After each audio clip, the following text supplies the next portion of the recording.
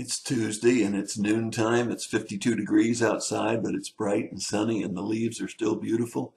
And I'm thankful to be alive and thankful to be able to enjoy all of the beauty God's created. The word backslider is quite an interesting word.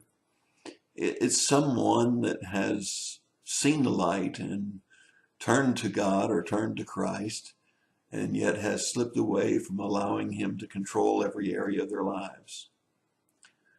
Interestingly enough, Proverbs, most of which probably were written by Solomon, who asked for wisdom to guide his people, has great wisdom for us and speaks to the backslider in Proverbs 14:14.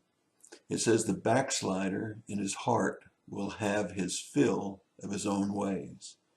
That is, a person that slides away from God and thinks he's got a better way will quickly find that his way is not really fully satisfying or something that is eternal. But a good man will be satisfied with his. That's really good, isn't it? That a good person, the person that stays close to God, will be satisfied and not become discontent. The naive believes everything. That is, the person that doesn't really test for truth will believe just about anything. I know there are a lot of dumb blonde jokes and a lot of different kinds of sexist jokes and even ones that tend to go after a particular type of nationality. But it's terrible when somebody is so naive that they'll believe anything, isn't it? A wise man is cautious and turns away from evil, but a fool is arrogant and careless. It's interesting how often in the scriptures, and particularly in Proverbs, there's a contrast between wise and foolish.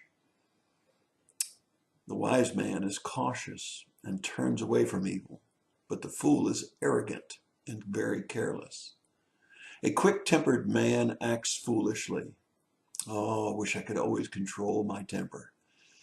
We do stupid things when we allow our temper to get the best of us, and we're not spirit controlled, but rather anger controlled. And it says, a man of evil devices is hated. The naive inherit foolishness, but the sensible are crowned with knowledge. The naive inherit foolishness, but the sensible are crowned with knowledge. The best knowledge that I can think of comes from the scriptures, and the best way to accumulate that knowledge is to read the scriptures.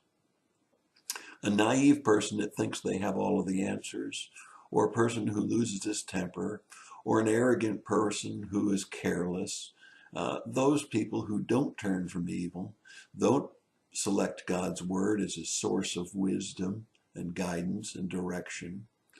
You see, in this proverb, it also says that a man that follows his own way will surely find destruction. It's good for us to follow God's word. It's good for us to spend time in his word every day. It's good for us to listen to the wisdom of Proverbs.